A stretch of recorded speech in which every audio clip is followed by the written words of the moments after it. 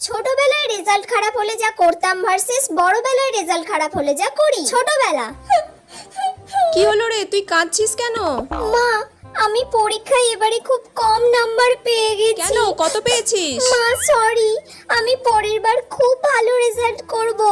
আমি সব কটাতেই 80-র উপরে নাম্বার পেয়েছি, শুধু অঙ্কটাতেই একটু কম হয়ে গেল।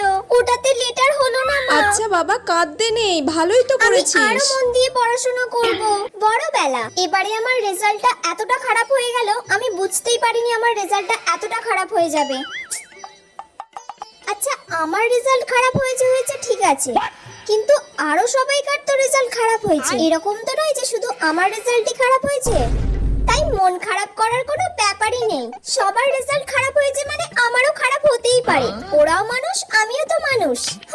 এত ভেবে লাভ নেই, একটু ফোনটা নিয়ে ঘাঁটি।